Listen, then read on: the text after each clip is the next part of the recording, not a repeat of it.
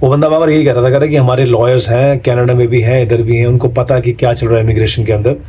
और मतलब आपको ऐसा कन्विंस कर देते हैं वो लोग कि आपको लगता है कि भाई हम तो चूती हैं, हमें कुछ पता ही नहीं है, और यही यही करा सकते हैं जो करा सकते हैं। उनकी फ़ीस थी कुछ $10,000 सिंगापुर डॉलर्स। आधे पैसे पहले देने थे, यानी कि $5,000।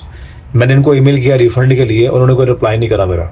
The moment I wrote this to them, उनकी फट के हाथ में आ गई भाई। तो मैंने ये ठान लिया था, मैंने कहा एजेंसी के थ्रू नहीं आना। तो ये बात मेरे को इतनी अंदर तक चली गई, मैंने कहा बात तो बंदा सही कह रहा है। कनाडा माइग्रेट होने के लिए मैंने एप्लीकेशन डाली थी through express entry in the year 2018। तो सारा जो भी उसकी फॉर्मेलिटीज़ होती हैं सब कर लिया मैंने। आइल्स दे दिया था मैंने, मेरी वाइफ ने, एंड देन और जो भी डॉक्यूमेंटेशन चाहिए होती हैं वो सब हमने प्रिपेयर कर ली थी। और क्योंकि वही फास्टेस्ट वे है यहाँ पे माइग्रेट होने का, तो सारा काम हमने अपना पूरा होमवर्क कर लिया था। अपने जो एजुकेशन के ट्रांसक्रिप्ट्स वगैरह हैं वो सारे दिल्ली यूनिवर्सिटी से मंगवाए, जुगाड़ लगा के काफ़ी खर्चा करके हमने सारा का सारा अपना काम जो है, अपने डॉक्यूमेंट सारे रेडी कर लिए एक्सप्रेस एंट्री के लिए। अब जी उस समय जो वो जो कट ऑफ लिस्ट निकलती है तो अराउंड आई थिंक 300 समथिंग की रेंज में थी, और we were always following short of 50-60 points in every draw. तो महीने निकल गए, 6 महीने, 7 महीने, 8 महीने, आई थिंक पड़ा उसके अंदर मेरे ख्याल से 8-9 महीने निकल गए थे एक्सप्रेस एंट्री के अंदर मेरा जो एप्लीकेशन थी। फिर उसमें ये रूल भी होता है कि जैसे एज यू गेट ओल्डर आपके 5 पॉइंट्स कम हो जाते हैं। तो मेरे को लगा यार पॉइंट्स तो कम होने हैं 5-5 करके, एंड देन जो कट ऑफ लिस्ट है वो कम हो नहीं रही थी, वो बढ़े आ रही थी। तो मेरे को लगा लेट्स सीक हेल्प। तो एजेंट्स को हमने अप्रोच किया। तो सिंगापुर के अंदर एक बहुत ही रिनाउंड एक कंपनी है जो कि यही सारे काम करती है इमिग्रेशन के लिए, इमिग्रेशन वाले। ऑस्ट्रेलिया, कनाडा, यूएस, यूके वगैरह की इमिग्रेशन वो लोग हैंडल करते हैं। और मैंने उनको कांटेक्ट किया, मैं उनका नाम नहीं लूँगा, उसको मैंने बताया जी ऐसे ऐसे मेरी एप्लीकेशन मैंने डाली हुई है और can you help me any further. तो उन्होंने मेरे को ऑफिस बुला लिया, कहते हैं कि आप ऑफिस आ जाओ और बैठ के बात करते हैं। और उन्होंने अपनी एक बात बोली मेरे को, कह रहे कि we will handle your case and we have lawyers, we have immigration lawyers in Canada. तो अब यह सुन के लगता है बंदे को कि भाई लॉयर्स हैं इनकी इमिग्रेशन के अंदर, तो इनको सब पता ही होगा कि एज एफ की वो भगवान ही है। तो मैंने कहा चलो ठीक है, मैं उनसे मिलने के लिए गए हम लोग, मैं और मेरी वाइफ। और एज एक्सपेक्टेड वहाँ पे उन्होंने ऐसा हमें जो है अपनी पिच करी सेल्स की कि हम उनकी बातों में आ गए।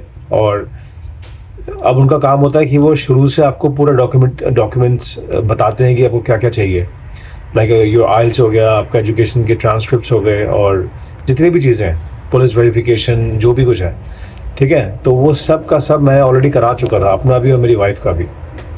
तो एक तरीके से ये लगा लो कि हमने उनको ना एक पकी पकाई खीर दे दी उस कंपनी को, उस एजेंसी को, ठीक है। तो उनको मैंने पूरा का पूरा दे दिया। अब वो तो अंदर से खुश हो रहा होगा कि भाई हमें कुछ कराना नहीं पड़ा। तो उन्होंने बोला कि don't worry, we will handle your case. फिर कहते हैं कि पीएनपी ट्राई करेंगे और आपको बताते रहेंगे कि हाँ भाई क्या अपडेट है और कौन सी प्रोविंस में यू हैव मोर चांसेस। क्योंकि जो मैंने अप्लाई किया था उसका जो मेन एप्लीकेंट था वो मैं था।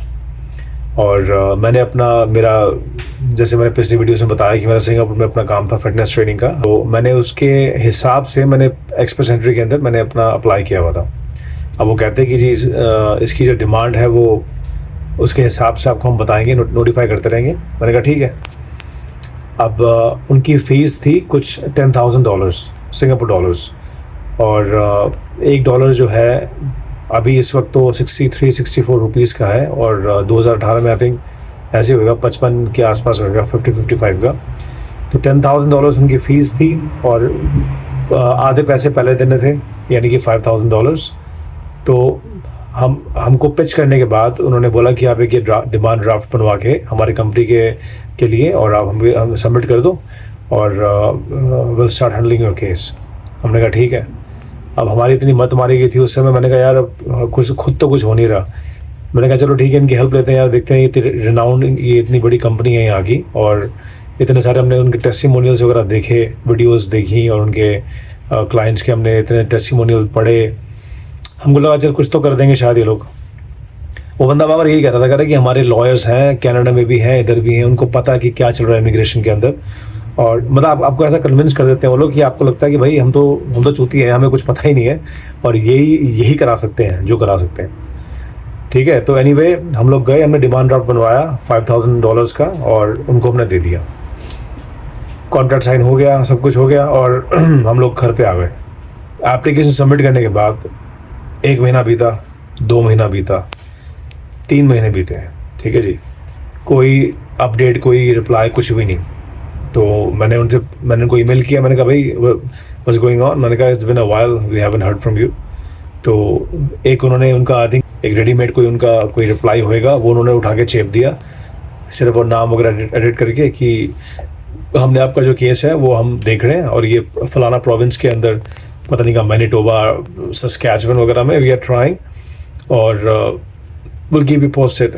मैंने कहा चलो ठीक है यार, क्योंकि उन्होंने कहा था कि PNP भी ट्राई करेंगे, प्रोविंशियल नॉमिनी प्रोग्राम। उसके बाद फिर दोबारा 1 महीना निकल गया, कोई अपडेट ही नहीं देते थे वो लोग। उनको पूछना पड़ता था कि भाई क्या चल रहा है, even though we paid them $5,000 $5,000। तो करते करते 6 महीना बीत गया, और कोई कुछ प्रोग्रेस कुछ भी नहीं हुई। ठीक है, और मेरा एक और बर्थडे आ गया, मेरा 5 पॉइंट्स और कम हो गए। फिर कहते, उनका एक बार ईमेल आया, कहते कि ना अपने पॉइंट्स बढ़ाने के लिए try to give your French language test. और मैंने कहा आइल्स का 2-3 बार मैं दे चुका था अच्छे स्कोर्स लाने के लिए। मैंने कहा अपने फ्रेंच का मैं नहीं दे रहा यार, मैंने कहा मेरे बस की नहीं है दोबारा से साला काम धंधा छोड़ के अपना फ्रेंच सीखो पहले। ठीक है, तो मैंने उनको बोला कि मैंने कहा कि आई वोंट बी कीन in learning French at the moment. मैंने फिर दोबारा 1-2 महीना बीत गया, कोई रिप्लाई, कोई कुछ भी नहीं। उसके बाद एंड में मैं थोड़ा तंग आ गया, 1 साल होने वाला था आई थिंक। तो हमारी जो कॉन्ट्रैक्ट की कॉपी थी ना, जिसमें हमारा कॉन्ट्रैक्ट था, वो मैंने ढंग से पढ़ा। उसमें लिखा हुआ था कि 1 साल के विद इन अ ईयर अगर कुछ नहीं होता, आपका PR वगैरह नहीं आता है, तो we will refund you half of your money. तो मैंने कहा अब तो काम करते हुए रिफंड लेते हैं इनसे वापस। तो मैंने वेट करी 1 साल होने की। मैंने कहा चलो 1 साल में अभी 1-2 महीने पड़े हुए थे, शायद कुछ हो जाए। कुछ भी नहीं हुआ एज एक्सपेक्टेड। एंड देन 1 साल पूरा हो गया, मैंने उनको ईमेल ड्रॉप किया कि I need my refund, half the amount which is 2.5K to $2,500। उनको मैंने ईमेल भेजा। अब जी पहले तो उनको कोई रिप्लाई नहीं। अब देखो, अब यहाँ पे इनकी हरामबंदी देखो, मैंने इनको ईमेल किया रिफंड के लिए, उन्होंने कोई रिप्लाई नहीं करा मेरा।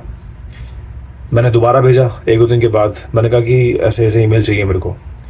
तो कह रहे कि हमने ना आपकी रिक्वेस्ट आगे फॉरवर्ड कर दी है अकाउंट्स डिपार्टमेंट के अंदर, और they will get back to you. मैंने कहा ठीक है। तो फिर दोबारा से कुछ दिन बीत गए, कोई रिप्लाई, कोई कुछ भी नहीं आया। फिर दोबारा मैंने उनको ईमेल करा, मैंने कहा भाई I haven't heard from your accounts department. मैंने कहा कि व्हाट्स गोइंग ऑन। तो मैंने उनको एंड में ईमेल करा, मैंने कहा कि अगर मेरे को 7 दिनों के अंदर मेरे पैसे वापस नहीं मिले, I am taking this case on social media. The moment I wrote this to them, उनकी फट के हाथ में आ गई भाई। और उनका इमीडिएटली ईमेल आया रिप्लाई कि आपका जो चेक है वो रेडी है और आके कलेक्ट कर लो। तो इवेंचुअली मैंने $2,500 सिंगापुर डॉलर बर्बाद कर दिए वो एजेंसी के ऊपर, इस उम्मीद में कि मेरे को PR दिलवा देंगे वो लोग, और काम उन्होंने घंटा नहीं करा। तो जो कि $2,500 बाय द वे आज की डेट में लगभग 1,60,000 रुपये होते हैं। तो बड़ा दुख भी हुआ। मैंने कहा ये तो पैसे ऐसे चले गए, समय भी बर्बाद हुआ और पैसे भी चले गए। बट अंदर चुल तो मची हुई थी। तो मैं एक और जगह पहुंच गया, एक और वहाँ पे एजेंसी है सिंगापुर में। तो मैं वहाँ पहुँच गया, मैंने उनसे बात करी कि ऐसे से, मैंने उनको बताया नहीं कि मेरा एक्सपीरियंस रहा है। तो वो भाई मुझे कहता कि क्या आपका ना अलग से एक बिज़नेस वीज़ा अप्लाई करते हैं, PNP को छोड़ो आप, ठीक है, बिज़नेस वीज़ा अप्लाई करते हो कि आपका ऑलरेडी यहाँ पे एक एस्टैब्लिश बिजनेस है। तो कह रहा है वहाँ पे हम आपको ऑफिस खुलवा के देंगे, ये देंगे फलाना ढिमका। मैंने कहा कितनी कॉस्ट आएगी? कह रहा है $22,000, 22,000 सिंगापुर डॉलर।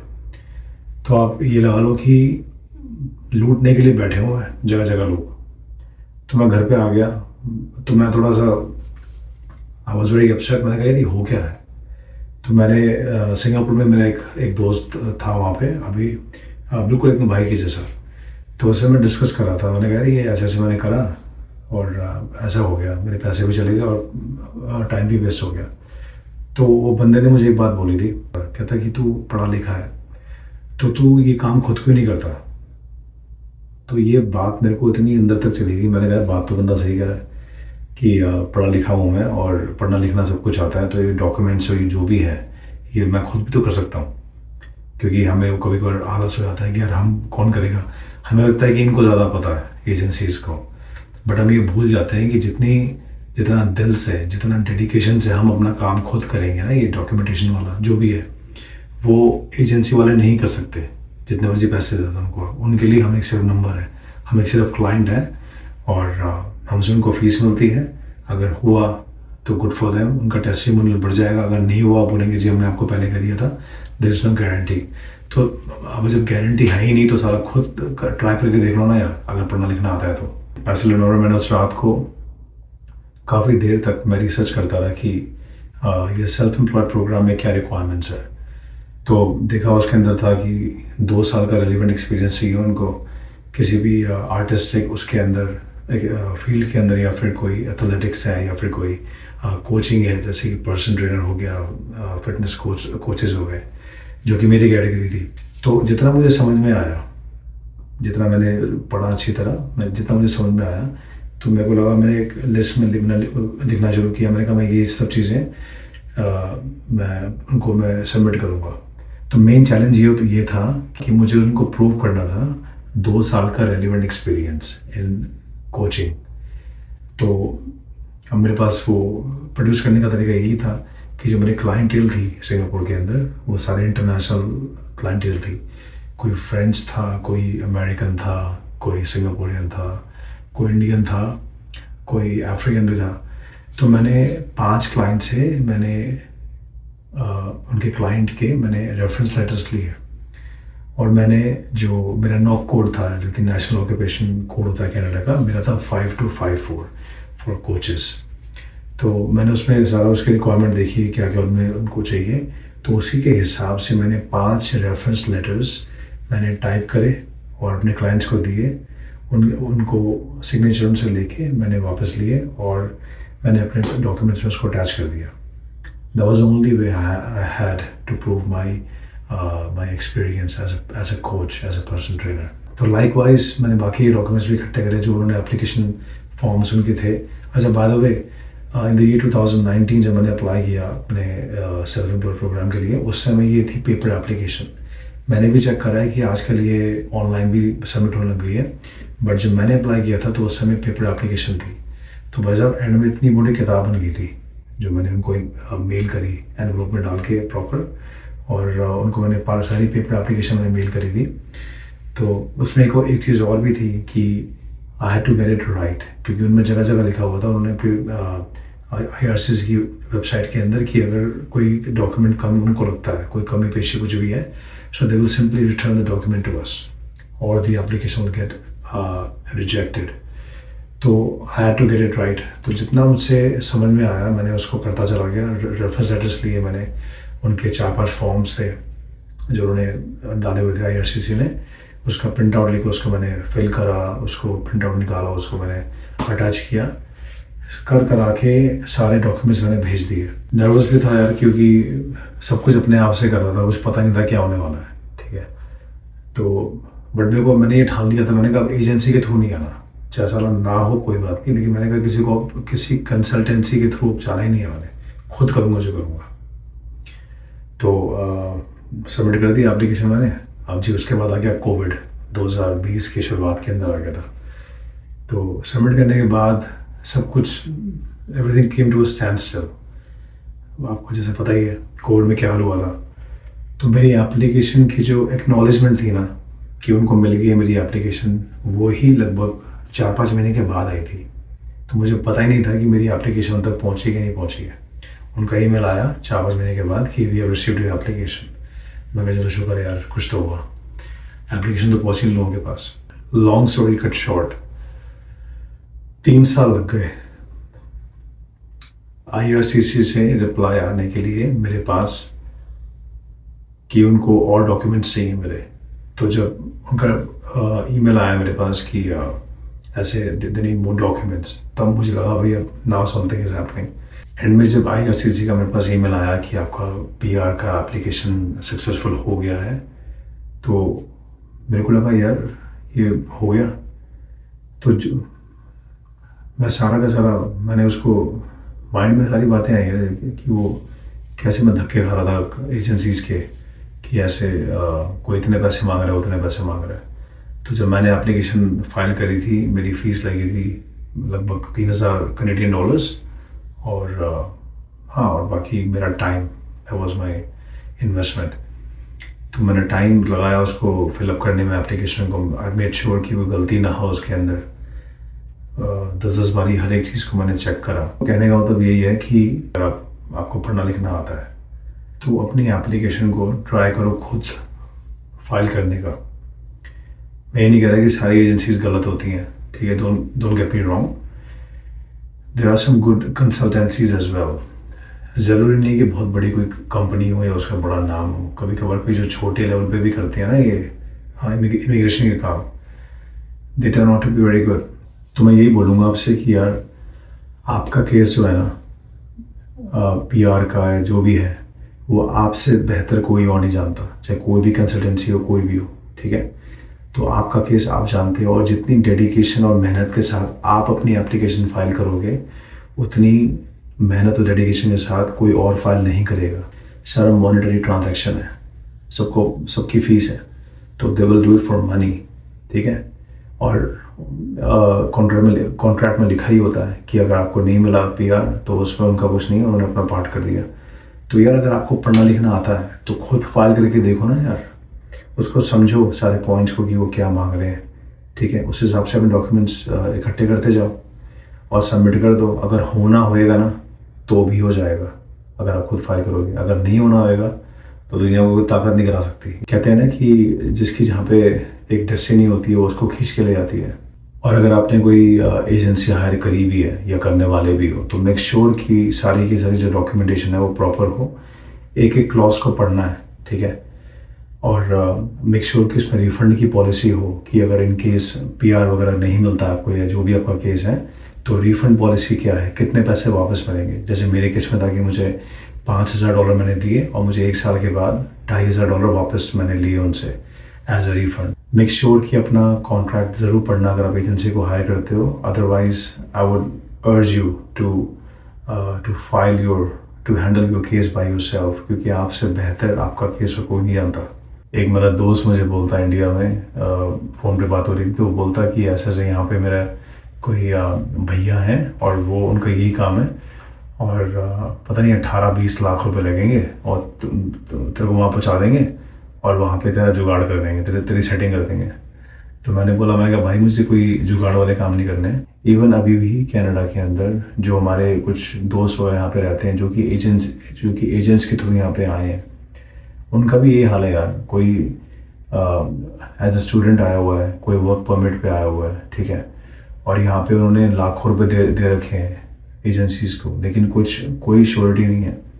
यहाँ पे 4 साल 5 साल से रह रहे हैं वो लोग, PR का कुछ अता पता नहीं है। थोड़ा सा अगर थोड़ी सी मेहनत करी जाए ना यार, तो ये काम खुद भी हो सकता है।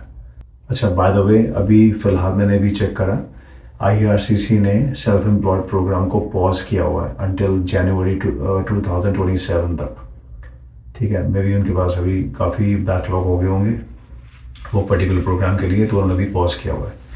बट फिर भी मैं अपना आपको एक्सपीरियंस बता रहा हूँ कि जब मैंने अप्लाई किया था back in 2019 through self employed programme, तो मैंने कैसे किया था, क्या प्रोसेस था, क्या डॉक्यूमेंट्स मैंने लगाए थे। बाकी अपना ख्याल रखो सारे, और दोबारा मिलते हैं नई वीडियो के साथ। अच्छा, बाय द वे, आज ब्रिटिश कोलंबिया वैनकूवर में स्नोफॉल फाइनली पड़ गई है और बड़ा मज़ा आ रहा है यार।